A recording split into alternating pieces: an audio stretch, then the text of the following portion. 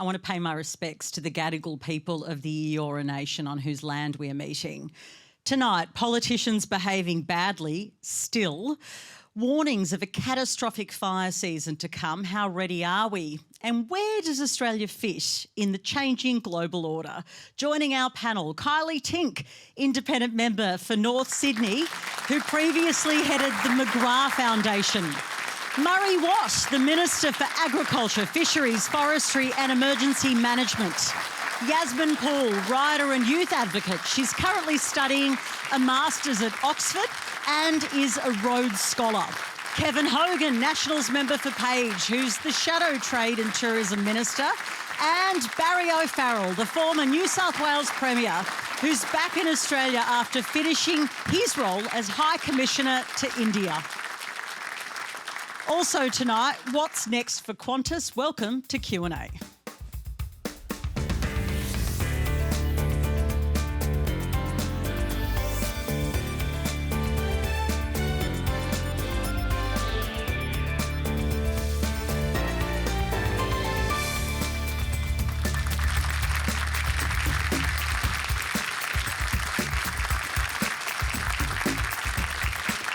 Hello, I'm Patricia Carvelis. Remember, you can stream us around the country on iView and all the socials. Quandra is the hashtag. Please get involved.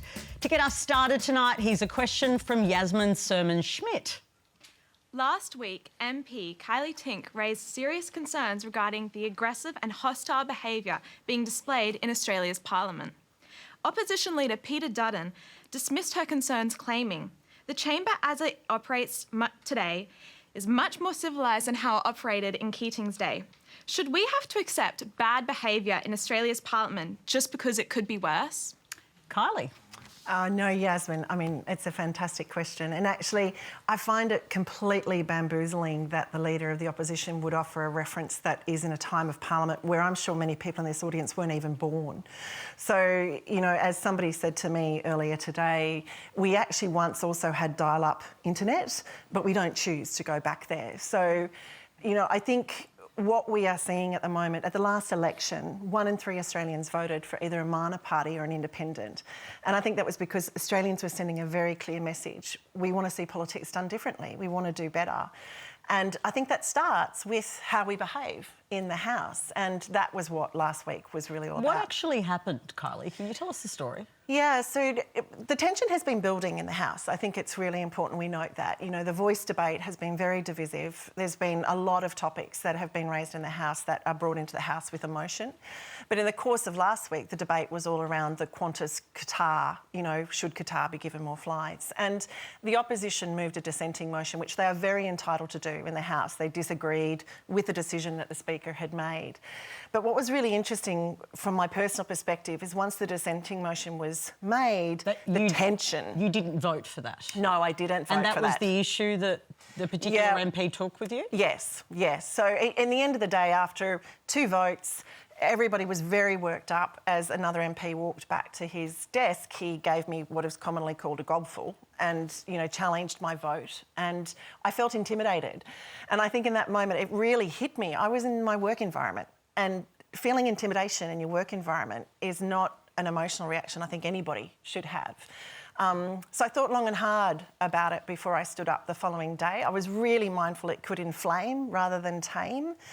But I just felt like this was something that all of us in that House had responsibility for. I'm not excusing myself. I'm a Member of Parliament. I have to be able to advocate for the standards that I expect to see take place in that building, and that's why I did it. I interviewed Peter Dutton, the opposition leader, on the Friday morning, and he said he had spoken to this MP and that he was, you know, quite sure that what had happened was basically robust debate. I find that so disappointing, actually. It's the only word I could use. Number one, I've never identified the MP. So how did Peter Dutton know who it was? I don't know. I suppose there was some capacity to self-identify in what I described, which I actually think is the problem here. You know, like, the bottom line is the reason I don't want to call this out as an individual person is because I think this is a result of the system in which we've had politics going on for the last 20 or 30 years. And just because something's always been a certain way doesn't mean it needs to be that way going forward. And I think we are a nation now that is mature enough. We have an amazing, diverse parliament for the first time. It's time that the behaviour in parliament mirrored what I think Australians expect the behaviour to be in the normal day-to-day. If you don't want to name the MP, how can the behaviour change? Because we're all responsible for it, PK, and that's my point. Every single parliamentarian in that building is responsible for how we behave. We make a decision about how we show up. now locked in behind this MP and there's no consequences for him, right? As I said, that's incredibly disappointing. I would still hope that members from that party and that environment might step up and go, actually, we can do better, because that's what I'm asking for, and I think that's what Australians want to see us do better. You know, what was really interesting, actually, was the number of letters I've received from teachers across the country and messages just saying thank you, because they actually made the point that they get their classes to watch question time and then they turn the question time off and try and control their classroom, and it's near impossible. Kevin, you're a member of the opposition front bench. Do you think it's appropriate? Look, I don't think it's appropriate that Kylea feel that way in a workplace, as she said. So, look, Kylea, I'm sorry that you felt that when it happened. That being said, Parliament in that chamber is robust, and I think that's healthy. By coincidence, a good thing did happen last week as well. We had, because another thing, we're not just talking about the chamber, we're talking about that whole building as well. And we put the Jenkins review into action because of obviously a well-publicised event that wasn't okay in that building as well. And the Jenkins review came back with a whole lot of recommendations. And just last week, the legislation on the back of that review went through Parliament. And that's a good thing. So there's going to be a whole lot of checks and balances and way people can report this and get consequences. You said sorry that she felt that way, right? Is that the first opposition MP who said that to you? Yes, but I didn't say what I said wanting that as an outcome. I want to see the change in behaviour. And I think the introduction of the PWSS is a really good thing for this work environment, but it doesn't reach into the chamber. It doesn't apply to parliamentarians. So I just want to get you on the word robust, because I hear the word robust and it seems to me like a word you use when you want to perhaps justify certain behaviour. Well, I describe robust as passionate. OK, we're actually not... Is having a go at Kylea passionate, though? Not if she's intimidated by it, no. So, but we're not a debating club either. It's not always necessarily meant to be polite. This is a passionate place, and we debate very serious things that people feel very strongly about. So I think passion behind that and robustness behind that is healthy. Yasmin? Yeah, well, first of all, Kylea, I just want to say thank you. Thank you on behalf of women who heard you speaking up, and on behalf of young women who see what goes on in politics and thinks this place isn't for me because it isn't a safe place. By you standing up and saying something, people around the world hear you and around Australia hear you, so just want to say thank you.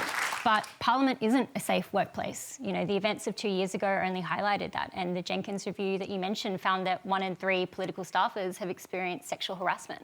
And research by Plan International Australia shows that young women's willingness to go into politics drops by half when they see this kind of behaviour.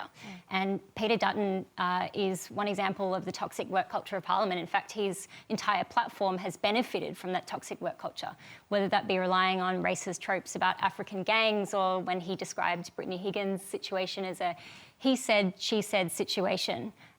So I'm not particularly surprised that he responded in that way. And, you know, I think it's people like that that gatekeep and maintain that power because it benefits them. But the fact of the matter is, you know, this isn't just something that happens in Parliament, this is something that happens everywhere. And if somebody goes to you and says, I feel unsafe, I think it's appalling to turn around and say, no, I'm satisfied that there's no problem with that. That's a big word to say, unsafe. So I just want to say, if any politician who speaks about the Jenkins review or whatever is worth their salt, they'd stand with Kylea and they'd stand with other people who step up and speak out about this. Kevin, would you like to see your party take a stand on it?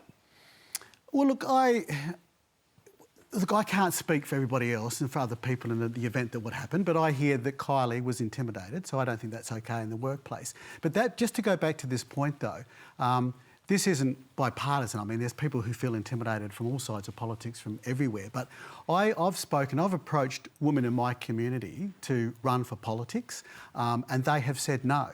And they have said no not because of anything that happens in the chamber, but the vile things that happen on social media. So no one has ever said to me, Kevin, I will never stand for federal parliament because of what goes on in that chamber, but the social media platforms and the abuse that happens on that That scares people. But it's all part of the wider culture, right? So it's not just what goes on in the chamber, That's it's what just a happens in the publishing media tool. and what happens in social media. And the point is, you know, we talk about women in politics, we talk about people of colour in politics, but if the orientation of the place doesn't change, and let's not forget, you know, Parliament for a very long time has been deeply misogynistic and deeply racist. You know, one of its first laws was the White Australia policy. So this is the system that we've built. You know, it's on us to change it, to call it out, and that's another symptom of the deeper problem that we have as a society. Murray? Patricia, I was just going to say, I think it is good that Kevin has clearly taken a stand on this issue, and like Yasmin, I thank Kylie for doing what she did last week and calling out that kind of behaviour.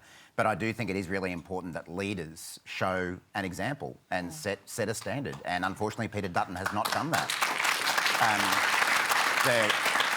You're right. Unfortunately, we are living in a world where on social media, even in the mainstream media at times, we see vile levels of abuse. But I know from working with my female colleagues that most politicians experience death threats. It's not a nice thing. Women politicians experience far more death threats and threats of other appalling nature. Let's just call it rape threats, all sorts of things that men don't go through. And that is not okay. And that's why, you know, I'm not going to pretend that I'm a shrinking violet. I've often got things to say in the chamber. But Do you think sometimes you should zip it a bit more too then? Yeah, sure. Asking. Sure. I think we can all do better.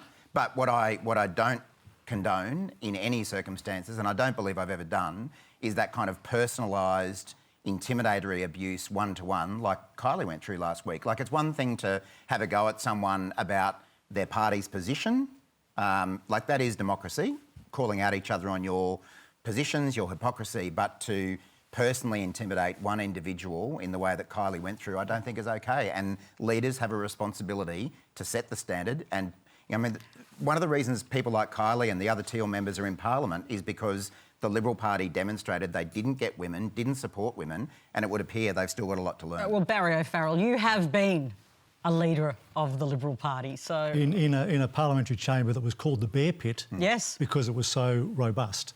But my point is that in addition to it being unacceptable, it's pretty dopey politics because, you know, Kylea is one of the independents sitting in Parliament.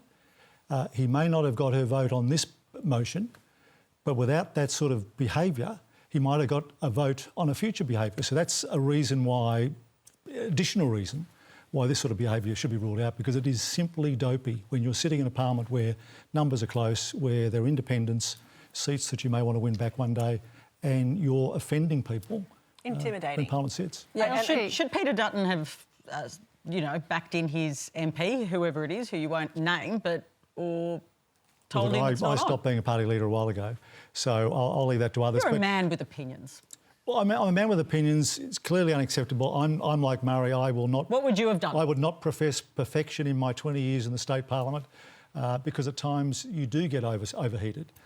But, you know, what I understand is that if you've got independents in the chamber, as we had for 16 years, you do the reverse of intimidating them, of abusing them, of making them feel threatened.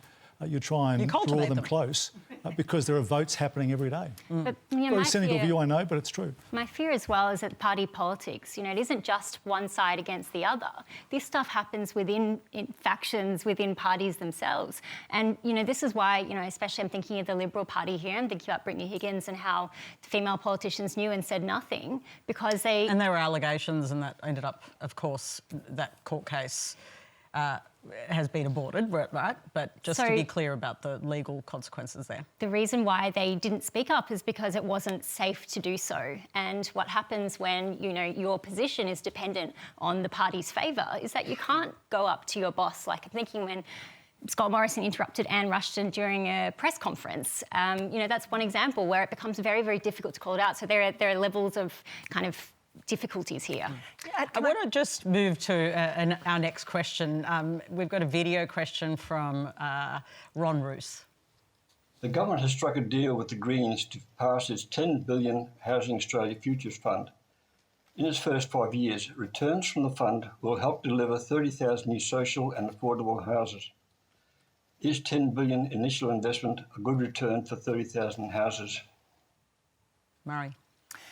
Well, yeah, you're right. There was some very good news today that Ron refers to, that finally we have been able to get the Greens Party to agree to support the legislation to create the housing fund, and that will build 30,000 new homes over the next 5 years. Of course, that's in addition to a whole range of other housing programs that the federal government has already put in place. But this, on its own, is going to be the single biggest investment in public housing in Australia's history. So it's nothing but good news for all of those people in the audience and at home who are struggling with housing shortages, housing prices. We would have liked to have done it sooner. Yeah, but the Greens managed, I've done the maths myself, to get an extra $3 billion out of you from their tactics, even though, you know, you mocked them for not voting on this originally. Didn't they get partly what they wanted? I don't think so. I mean, particularly the $2 billion that was announced by the government before the end of the financial year was not at all contingent on any deal. And in fact, the Greens continued to vote against the extra $2 billion investments so that they've we're got making. this extra $1 billion. They may have been able to get that, and that's a good additional investment. But as I'm saying, it's not as if this is the only thing the government's doing. But I actually think also the Greens were getting to the point that they realised they'd overreached on this. We've campaigned on this issue very heavily in inner city Brisbane, which has 3 Greens MPs, and the feedback we've been getting is that people just wanted the Greens to back this in because the time for politics was over. People wanted to build houses rather than building some sort of protest movement. They wanted a rent freeze as well. Is that completely off the table? Yeah, well, we've made the point that rent freezes, even if they were to happen, would have to be done by state and territory governments. It's not something that a federal government can do. But will the federal government advocate for it? No, but through National Cabinet, Prime Minister Albanese has already led an effort with states and territories to improve renters' rights to a level they've never been before. There's obviously a lot of evidence out there that rent freezes can often backfire. That's been the international experience. But I'm pleased that the Greens finally worked out that it was more important to build homes than build a protest Well, they've movement. got an extra $1 billion. How many extra houses do you get for that? Well, I suppose it depends what city you're building them in, doesn't it? Because the government hasn't quantified. Yeah, I mean, well, look, this has just only been announced today, so I don't have those figures available, but there is no doubt that our country needs a lot more homes than it has at the moment.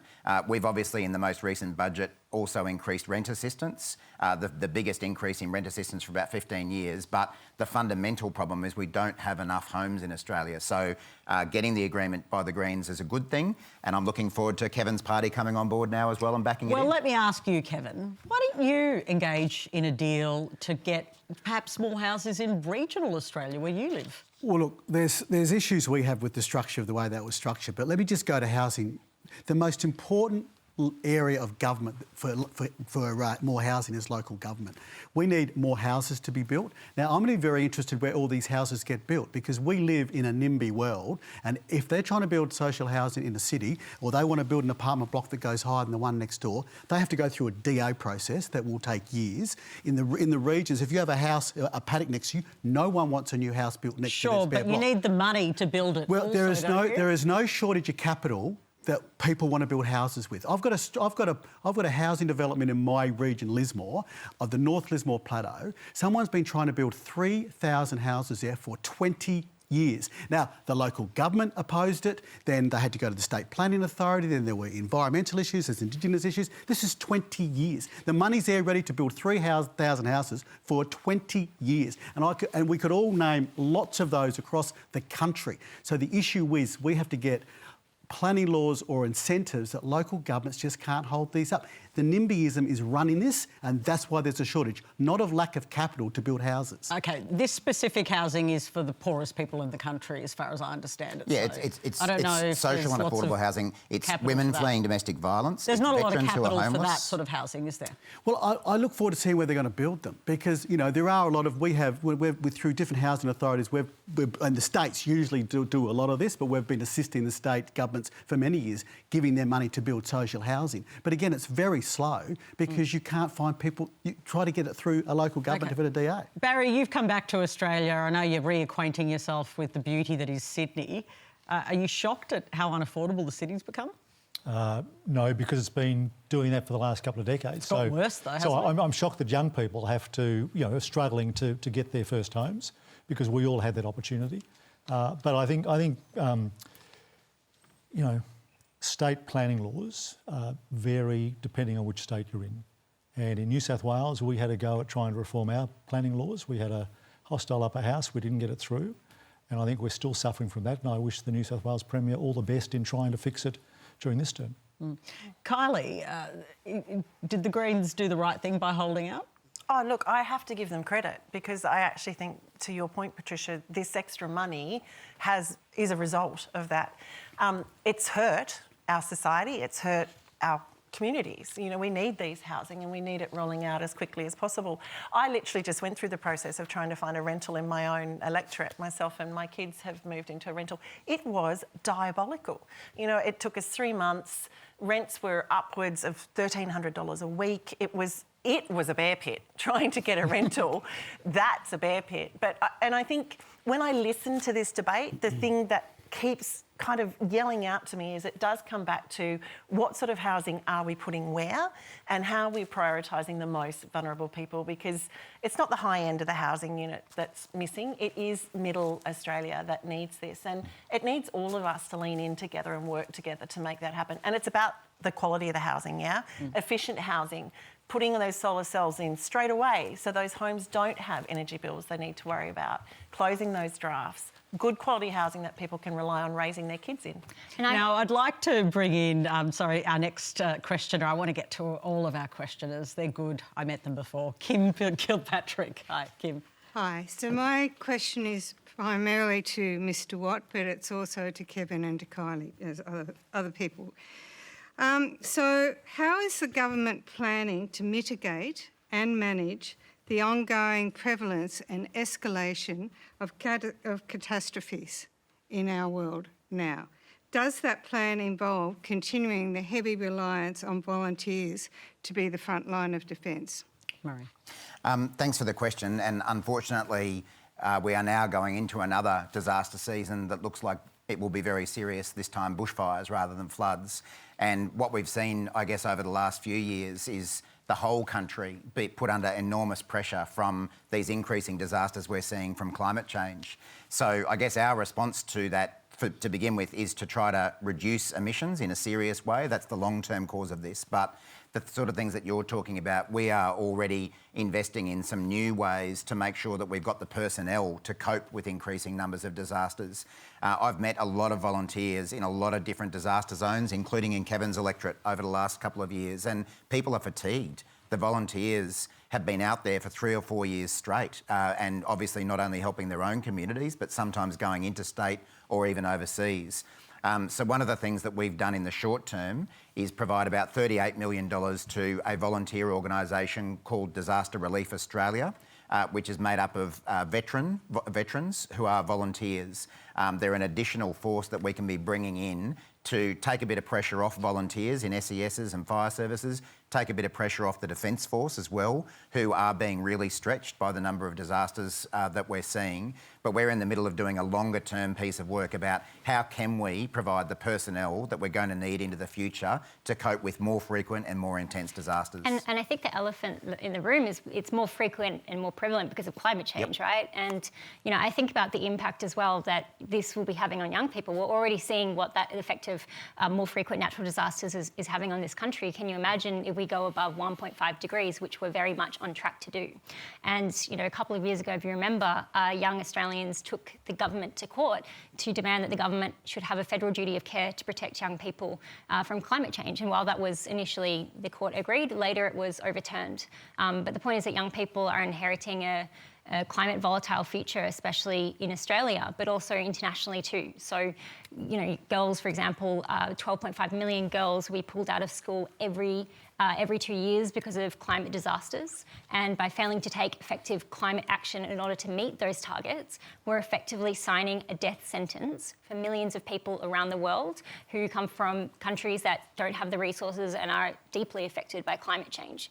And I also just wanted to say, you know, we'll probably talk about the referendum today, but, you know, think about this timing, and I'm thinking about climate change, and First Nations people have had that knowledge of living with the land, and it was actually that knowledge that when the British came, they immediately dismissed it and put in a system that's now killing the planet and killing this country. So what an opportunity, and how lucky we are that First Nations people have reached out and offered an initiative like the Voice to Parliament, despite that violence, because we can use that traditional knowledge and build a climate action plan that with the people who have lived here for 60,000 something years. Kim, I want to go back to you. Just tell us your own story. You are actually a volunteer. Yeah, so I'm a firefighter. I drive a fire truck. This is my husband, he does too. I'm now in my mid-60s. He's in his early 70s.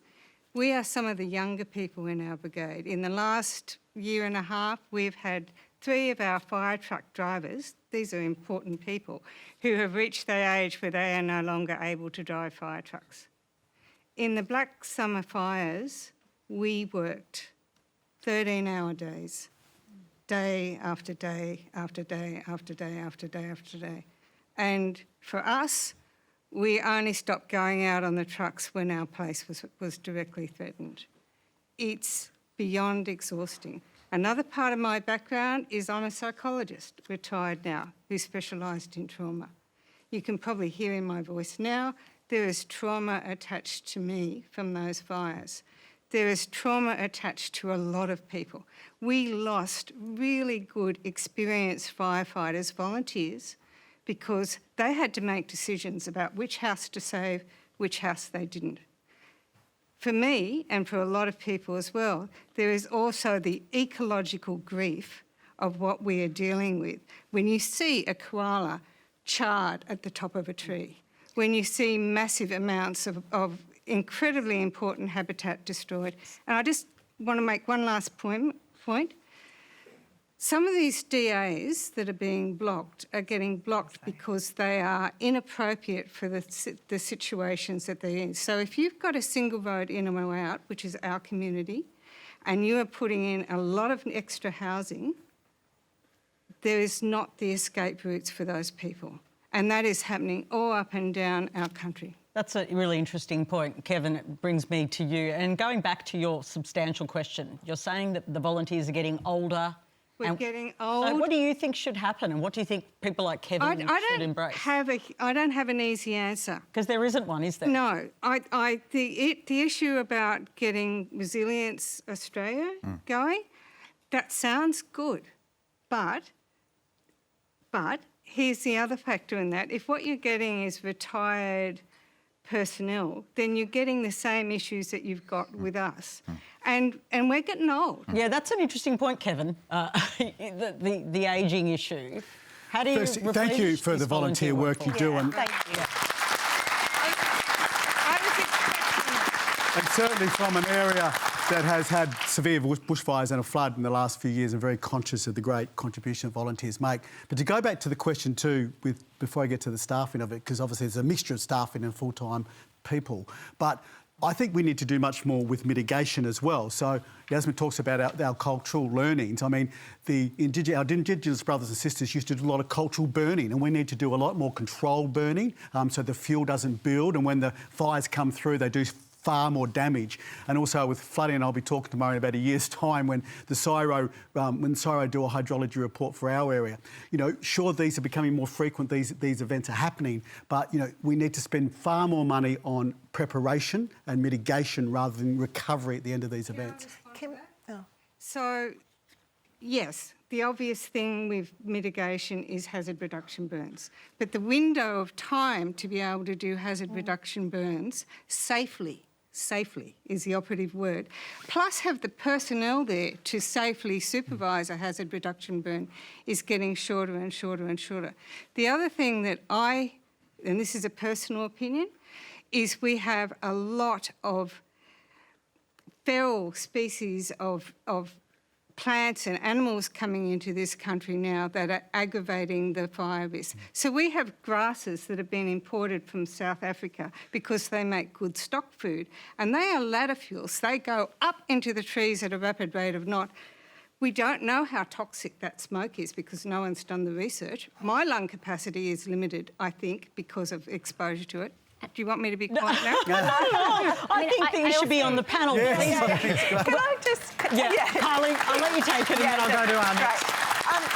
Kim, I just want to add my thanks for what... But I recently had a briefing from Greg Mullins, who is one of the founders for Emergency Leaders for Climate Action. Amazing person. And so actually what I would say to both the current government and the opposition, we do know what we need to do here. There's been a review. There were 50 recommendations on what we need to do as a nation to be ready for the next season. Yet how many of those recommendations have we actually enacted? Well, of the 14, I think it was, that applied to the federal government, I think it's about 12 that have been completed, and the other 2 aren't far off. There are others that are required by the states and territories. They're making good progress, and to be fair to them, some of them were always going to take a period of time, but there's more to be done. But why is it when I looked at the Nationals climate policy online today, and it was talking about technological innovation and better management practices? Like, why isn't the Nationals and LP using words like climate crisis if they're supposedly representing farmers or people in regional I'll ask Kevin areas? and then I'm going to go to our poll. Well, look, I think, we have set targets historically about meeting our carbon emission reduction targets. And let's not lose sight of the fact that we set targets for Waikato in 2020 and we met them. And we had targets set for 2030. Well, it's a fact. You might not like it, but it's a fact. We also set targets for 2030 and we were on target to meet those. So while many other countries have set targets and not met them. So, Australia, so far, every target we've set, we've met. We had the biggest... We're gaming the system, that's why. Yeah. Well, if you call it gaming... If you think gaming the system is having an incentive for having the highest rooftop solar take up, you call it gaming, I call it good results. Quick response from you, Murray, and then we're going to move on. If Kevin's going to raise climate change, I can't let it go without pointing out that just this weekend, we've had Barnaby Joyce, aided by Matt Canavan, again try to get the Nationals to abandon their commitment for net zero. Which we didn't. But it got defeated. Does it concern you that it even came up? Can I just add? OK. The so-called leadership team of the National Party, David Littleproud, Bridget McKenzie and a couple of others, they decided to abstain from the vote. That's leadership in the National Party on climate change, is abstaining from a vote. I mean, the Nats are as divided as ever, and it's going to be a problem for them for some time to come. Yeah. Look, Murray, we're a party. I encourage debate. We had a debate on that. It was overwhelmingly in support of it. How did you vote? I voted to keep on with the net zero 2050 But not your leaders. Not the leaders. But just on that... The leaders went missing. No, they didn't go missing. So you actively voted for... I've actively voted for that. Now, the leadership sit at the top table of which you don't vote because it's for the members in the audience. That's leadership? Well, that's how we operate. All right. They're supportive of it as well. This gets us to the topic of our online poll, and it's this. We're asking you, with warnings of a devastating bushfire season ahead, should we consider banning New Year's Eve fireworks? You can cast your votes anonymously on the Q&A Facebook, X and YouTube accounts, or on the ABC News Instagram account, and we'll bring you the results later. We'll keep this discussion going with a question from Robin Marriott. I've been volunteering for emergency services for over 10 years. Communication is critical during disasters. There are many places in Australia that have phone and internet services that are inadequate on a daily basis and often cease to function when demand increases dramatically during major incidents and when power fails. What actions are being taken to ensure that phone and internet communication continues to work during disasters and emergencies? Should we return to old-fashioned landline services for reliability? Good question. That should be an easy one to answer. Again, thanks, Robin, for your volunteering. It's an absolute credit to your community to have people like you doing that. And you're right, unfortunately, when disasters hit, one of the first things that often goes down is the communications, which makes getting information out to people very hard, makes it very hard for services to be able to work together. A couple of things we've been doing since coming to office. We are really trying to take forward what's known as the public safety mobile broadband system, which is all about making sure that different services from different states can communicate to each other. Because one of the things I've seen in the field, and I'm sure Kevin's seen it as well, is that when you do have firefighters coming down from New South Wales to Victoria or vice versa, they've got their own systems that often don't speak to each other. That's if they're working at all because of the communication systems being rubbed out. And we're also bringing in a new national warning system, a messaging service, because at the moment, if you have an Optus phone and you're in a Telstra area, and you can't get that message because it can't get through to an Optus phone. We're going to move to a system where it doesn't matter who your provider is. If you're in an area that's exposed to a risk, you will get that message. It'll pretty much override the system and get that message to you. There's a range of other things we're doing about actually trying to also make the communications systems themselves more resilient. So Michelle Rowland, the Communications Minister, is investing very heavily on making towers more resilient and things like that as well. But it's something we really need to do because people need access to information quickly in a disaster. There's nothing more important. If you're just joining us, you're watching Q&A Live with Kylea, Tink, Murray Watt, Yasmin, Poole, Kevin Hogan and Barry O'Farrell. To another topic now, here's Tuan Vo. With the recent change in CEO at Qantas being sped up 2 months early, it seems that Qantas has recognised that new leadership has needed to be installed sooner rather than later. How does the airline restore its trust after years and years of scandals damaging the reputation of Australia's national airline? Barry O'Farrell. Well, Patricia, three thoughts strike me. Is why did it take Joe Aston and the Financial Review editors to force action on this matter? Secondly, the ACCC came in, but I have to say they came in late. And thirdly, what the hell was the board of Qantas doing? We know that in the world in which we live, governance is increasingly important at a corporate level. I'm not in favour of governments interfering with businesses. That's why we have the ACCC and other bodies. But we also look to chairs and directors on boards to keep watch on management. And we went through a Royal Commission around the banking service, which highlighted issues. And anyone who's a member of the Australian Institute of Company Directors is forever being encouraged to undertake further study, further reading, and further use of virtuals to look at the challenges that we face today. So, the board clearly was missing in action. So should Goyder go as well, the chairman? Look, I'm not going to go into personalities because I don't know the details, but the point is they clearly, given what we've seen and the reputational damage and the share damage to Qantas, has done damage. ACCC was late to get going, but they now have. But, ultimately, if it hadn't been for Joe Aston and the Fin Review continuing to push on this issue, would we be having this discussion? OK, should Alan Joyce get his $24 million golden handshake? Depends what his contract is. If there is a legally binding contract, there's not much you can do about it. But, it doesn't pass the pub test in any pub I've been into in my career. If you were in charge of Qantas, what would you do? Patricia, you keep putting me in charge of modern things. That's very funny. I think 24 million can go to the housing maybe, or like rents or something. I think it's a far better place elsewhere than Alan Joyce's pocket. I just want to come back to one. Your actual question was, how can Qantas rebuild its reputation? And I guess my immediate reaction to your question is they need to deliver what we want them to deliver, which is a reliable air service at a reasonable price. And we don't want them selling us tickets on flights that have already been cancelled. And if they've got that money of ours, in all honesty, I'd like to see that money returned to consumers because we saw them post a profit of nearly $2.5 billion. But of that, nearly $600 million was credits from people like us who didn't get to take those flights that we booked along the way. So I actually think if you bring it right back to a brand exercise, it's that you have to walk the talk. And we need them to provide an authentic service that we know we can all rely on. I just want to see a show of hands, if I can. Who's kind of grumpy or even red hot with rage at Qantas at the moment? Oh, OK, well, that's subtle. It would be an overwhelming number of hands. Obviously, it is a genuine issue. Murray, you've been under intense pressure, your government, the last couple of weeks for your cosy relationship with Qantas. Did you take too long to start to distance yourself from Qantas? Well, it's interesting. I know we've been accused of that, but if people look back over the last few years, it's been the Labor Party who's been critical of Qantas on many occasions. In the last couple of weeks?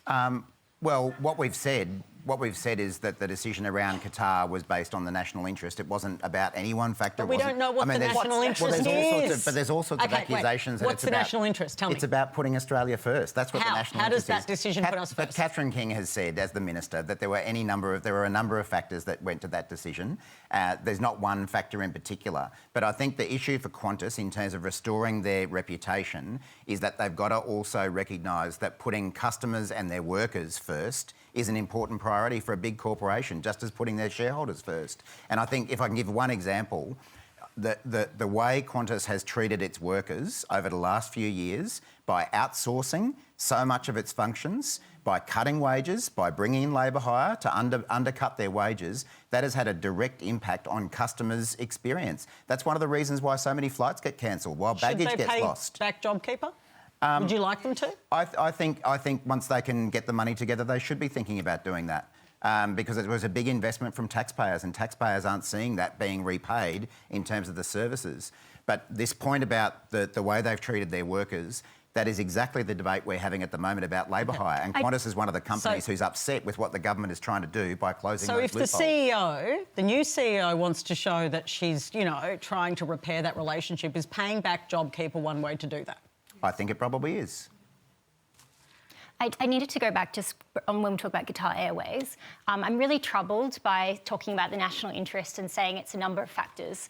And to be honest, I think it's exactly what's wrong with politics, that politicians play this duck and weave game, and by saying a number of factors but not actually saying 1, 2, 3, 4, 5, that doesn't let the public be able to look into that, to scrutinise it and to really understand what's going on.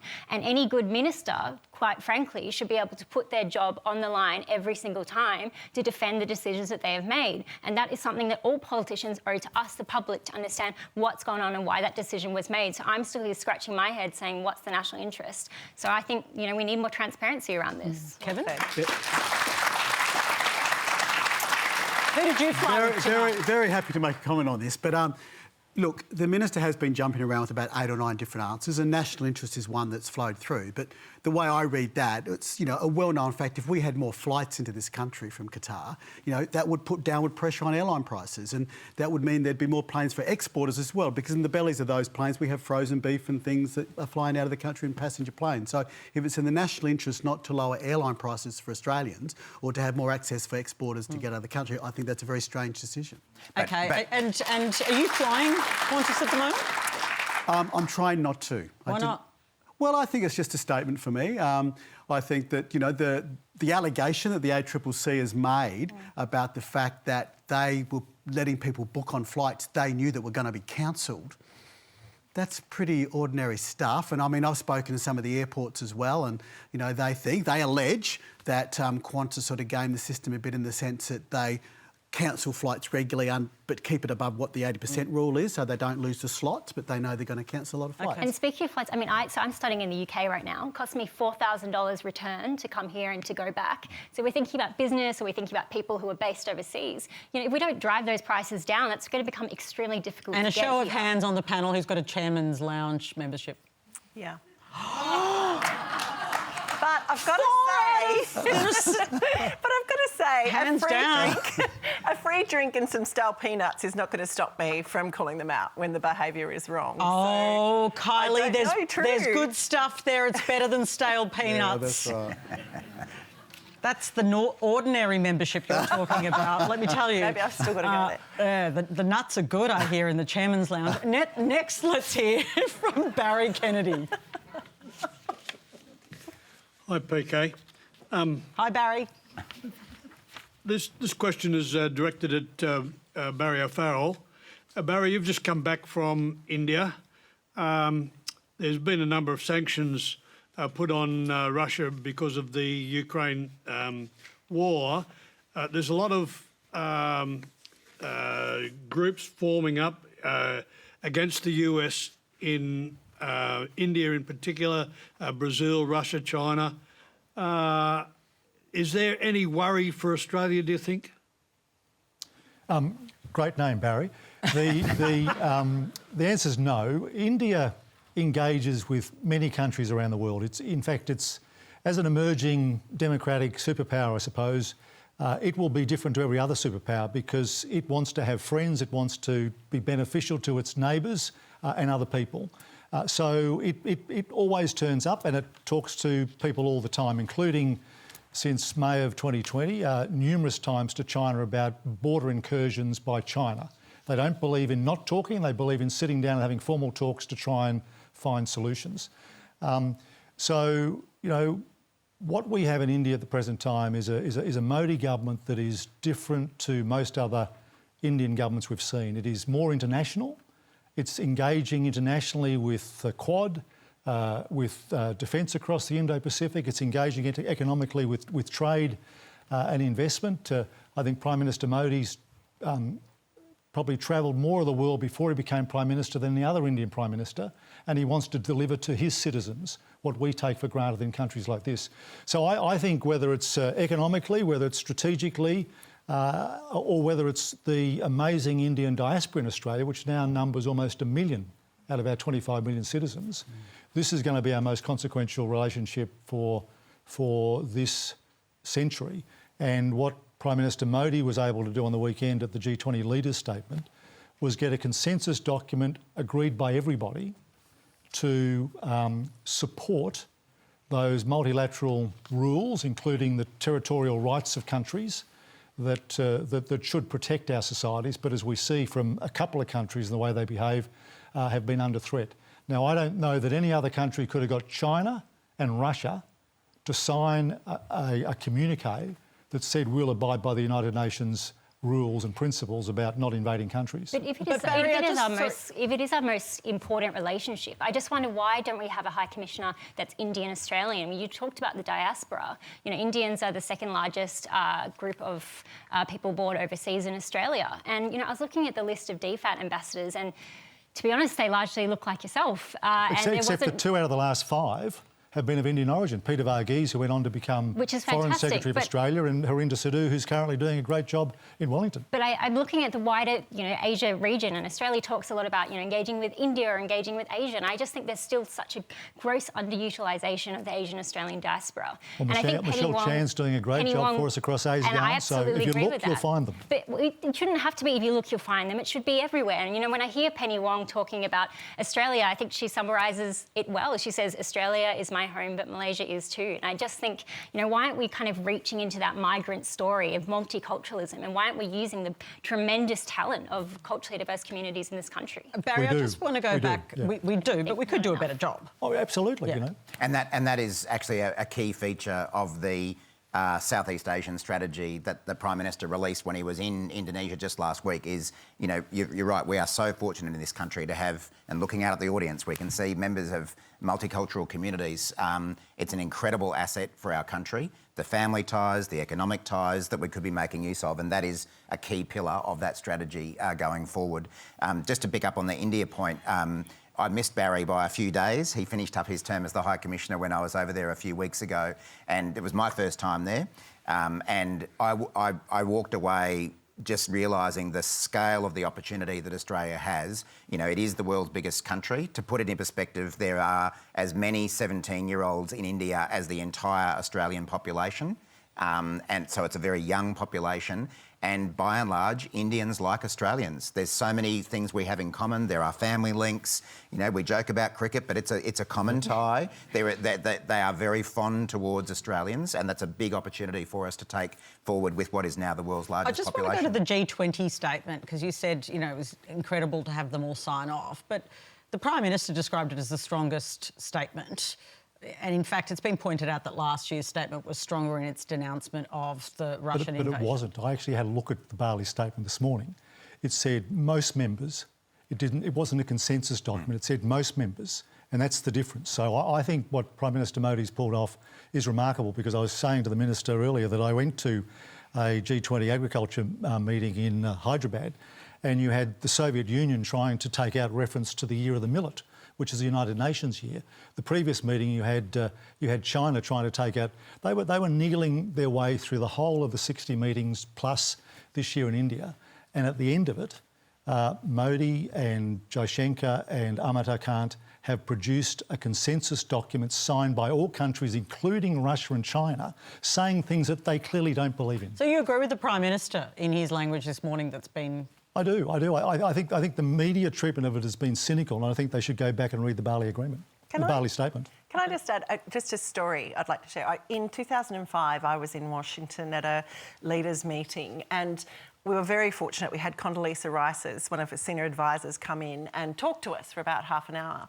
And one of my colleagues actually stood up at the end of it and said, you know, look, it's great, America's strong, it's 2005, but what are you going to do in the face of the rising economy in India and the rising economy in China? The advisor turned around and said, well, we're going to teach India and China how to do business the American way. It was very, very direct. And I think, actually, thank you for laughing, because I then laughed out loud because the head of our Indian business stood up and actually said, with all due respect, sir, by 2020, we'll be teaching you how to do business. And I just think the story that you've just shared, Barry, is the testament to that capacity to evolve. And I think for us as a nation, it requires us to be certain of who we are and how we wish to engage, because we can do that in a way that builds our place in And this can I world. say something very positive here? Because I think sometimes we can bash ourselves, right? We are a wonderful multicultural society and have done exceptionally well. And we also underline all this. We are an open, transparent trading nation. And one of the great achievements of the previous coalition government was from 2013 to 2022, we took the amount of goods and services covered by a free trade agreement from 20-odd% to 80%, including the last deal we did was the agreement with India. And that keeps us on a business, on a person-to-person and government-to-government level, talking to all these countries and having relationships even with countries where we might be having a few problems, that we're still trading and we're still talking to them. And it's been a great underpinning for us being such an open, transparent economy and country. I notice it's usually white men that say that Australia is the most successful multicultural nation in the world. It's just kind of interesting. I've observed that. Malcolm Turnbull, Scott Morrison, and yeah. I can't do anything about my birth. I'm sorry. I know, but I'm saying that obviously it's, you know, multiculturalism is fantastic, but there's still deep issues of racism endemic in our society. The voice referendum is one example of that, but one of many. Well, this brings us in a moment, I'm sure we're going to get to that, but we can bring you the result of our online poll now. We asked you, with warnings of a devastating bushfire season ahead, should we consider banning New Year's Eve fireworks? Almost 7,500 of you responded. Here's how you voted. 53% said yes, 37% said no, and 10% were unsure. And to finish tonight's discussion, here's James Lee. Hi. We have seen big publicly listed Australian businesses such as BHP, Wesfarmers, and Qantas been using their resources and platforms to support one side of a political campaign, namely, but not limited to, the Voice campaign. Some taxpayer-funded institutions, such as universities, are also doing the same. But they do not have a mandate to be a political campaigner. Is it deeply inappropriate and highly divisive for them to do so? And should this behavior be banned? Thank you. Should it be banned? No, because I just want to say, James, that I think it's a great question, but at the end of the day, I believe really firmly that every Australian has a role to play in shaping our democracy. There's no such thing as a company.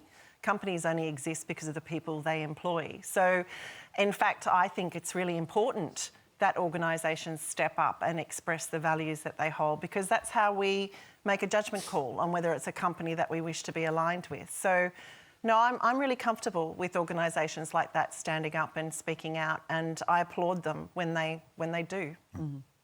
I agree. I mean, I think obviously all of those companies are accountable to their shareholders, and I'm sure their workers have a view and their customers have a view. But we do live in a democracy, and I think it's fair enough for companies, institutions, individuals to express their views.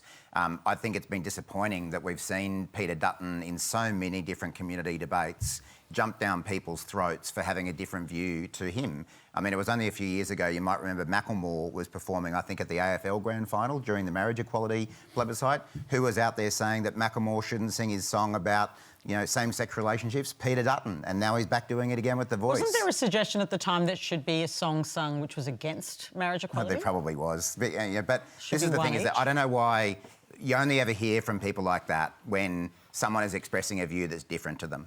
They don't seem to have a problem if individuals or companies agree with their view. It's only the people who disagree with them that they want to shut down. OK, so let me challenge you on this.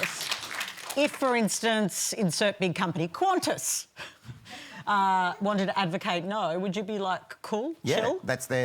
Sure, that's fine. And I think if we looked at who was funding the No campaign, I reckon you might find some pretty big corporates in there and some pretty high net worth individuals as well. Well, it's interesting. They don't want to promote it. Well, I mentioned, you know, I'm currently studying in the UK, and I think if the Voice referendum fails, it'll be our Brexit, in the sense of we'll look back and be like, damn, we really should have voted yes. We really fell for that misinformation, you know. And I think that if companies decide to stand up, and you know that's with consultation from their staff, they should, because referendums historically do not work if they do not have bipartisan support. And as you said, Peter Dutton and his camp has been just spreading the entire debate with very toxic misinformation. So, you know, I welcome anybody who stands up, including companies, because we need all the support that we can get to get this thing done. Look, I don't think companies should be banned, but I think it's bad form. If you look at polling now for this, I mean, you know, 50% of Qantas staff are voting no, and half of their shareholders are voting no. So, you know, Qantas isn't a person. Qantas doesn't get a vote, you know, but the people who work for them do. So I think it's bad form. But I do pick up the comments that have been made about our side of politics. This hasn't been clean from the Prime Minister either. The Prime Minister should be, I think, much more of a statesman through this. He called at one stage anyone who was voting no was a scaremongerer and a chicken little. Now, that's not the type of leadership statement you make. There are some genuine questions about this referendum. I have my own. And you don't name call if you want to bring a country with you. We're going to wake up on October the 15th a divided country. Forget who wins, yes or no. And we're a divided country about the whole way this has been worded, the whole way it's been conceived. There was no constitutional convention. He had a very small working group. To be clear, because I think facts are really important, there were lots of conventions, actually, that were funded by your previous government, where Indigenous people deliberated. In fact, your previous government funded the process. But take the Republic referendum. Before that started, in all seriousness, there was a whole public and very big constitutional convention about the wording. Sure, but a lot of this has happened under the coalition government. That's how this got devised, didn't it? The Coleman-Langton report. Well, yeah, which went to Cabinet. And all of the phases before. There was never anything brought before the government about a constitutional entity called The Voice that was brought to the party room and supported by the government. There was certainly a process that was undertook. But, look, if we're going to point fingers, and we've been pointing a lot of fingers tonight at Peter Dutton, Anthony Albanese has not been a statesman with this. And he, as I said, if you're going to call people scaremongerers and chicken littles when they don't agree with you, that's not bringing people with you. Okay. I just want to bring in Barry, if I can, just because we haven't heard from Barry. Well, look, I think businesses should be allowed to do these things. They're accountable to their shareholders, they're accountable to their boards. But I think Murray's right, is that if a company comes out and wants to campaign for no, to finish where we started, they should be treated respectfully, and they should be allowed to have their view. But look, I'm an optimist. I'm a Noel Pearson optimist who thinks that Australians are decent and will do the decent thing on the 14th of October. But on what basis, though, Barry? Because if you look at all the public polling, it's not going that direction. But you know, it is still very early. And look, I was out with Noel in Harris Park, heavily ethnic part of Sydney, large Indian community, and they get it, because they're a close-knit community. They get the idea of recognising Aboriginals through a voice to Parliament, to have a say on the policies and programs that affect another tight-knit community called Aboriginal and Torres Strait Islander Australians. It's as simple as that. So I continue to be optimistic. Kevin, I was going to disagree with you, I'm sorry to say, which is we are a wonderful democracy, and that's why I think we're a decent democracy. We're a wonderful democracy. We've had lots of elections where people who are meant to win have not won. And we've never been bitter. We've always accepted the verdict and we've got on with it. But my concern is if you're not going to do this now, when. But what's How going to much happen? longer? What's your prediction if Australia votes no? What happens? Well, it's a bit like, I feel a bit the same as the Republican constitution referendum is that at some stage you've got to make a call on these things. You can't just keep putting it off. And that's why I think there's a bit of bad faith in the sense of saying there are questions to be asked. The Yes campaign has responded time and time again to these questions. It's really not hard to find the answer. You can literally just Google it. For example, when it comes to like what the voice is all about and the structure. So I think a lot of this is feigned ignorance. So, you know, I don't buy it. I don't think that's good faith. And I just want to finish on one final point, and that is that it's actually not true to say that we didn't know that they were looking for constitutional recognition of the voice. That's at the heart of the Uluru Statement. And the Uluru Statement was produced back in 2015. Yeah, so 17 and handed to the previous coalition government. And John Howard started the argument about So actually, can I just say what I recognition? want to really say on that, and it's what I want to say to all Australians. This is not a question being put to us by either of the major parties. This is a question being put to us by Aboriginal and Torres Strait Islander people. They make up 3% of our community. And so as Noel Pearson said to me recently, the reason we're doing it this way is because that 3% is saying to the 97% of us, please help us get this done. Well, I make the point that not Indigenous people aren't united on this. 4 out of 5 support the voice. I think that's a figure plucked from the air. I would say it's closer to 50. Well, hang on a minute, wait. You believe the public polling that's against the voice, correct? The polling that says can I go to the issue here? Because why do we expect Indigenous people to be 100% in agreement when we don't expect any of the rest of the community? But I just want to raise the point because there's things about this was started a long time ago. I'll tell you my personal belief about this, my personal concern, right? That at the end of the day, the institution that will decide the power of the voice is the High Court.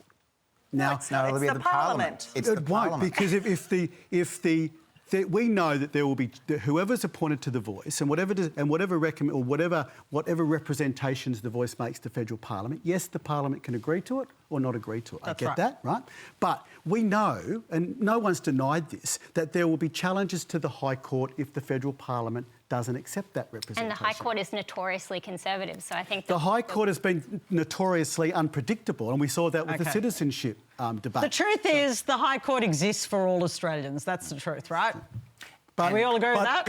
If the High Court starts ruling on representations made by the voice that are unforeseen, we can't then change it like we can legislation. We can have a legislated voice tomorrow through the Parliament. Final word? Final word from me. This doesn't have to be a divisive debate. This could be actually a big unifying moment for our country, and it's incumbent on everyone who's participating in the debate, yes and no, to treat it as a unifying moment, not look for opportunities to wedge people. And there's one side that could really think about that a little bit. I think both sides need to look at that, Murray. And it's time to say goodbye. That's all we have time for. Thanks to our panel, Kylea, Tink, Murray Watt, Yasmin, Poole and Kevin Hogan and Barry O'Farrell. Thank you for sharing your stories and questions. Next week, David Spears will be with you live in Sydney, joining the panel, Climate Change and Energy Minister Chris Bowen, Shadow Climate Change and Energy Minister Ted O'Brien, Independent Member for Wentworth, Allegra Spender, and 17-year-old founder of Nuclear for Australia, Will Shackle. Head to our website to register to be in the audience. Good night.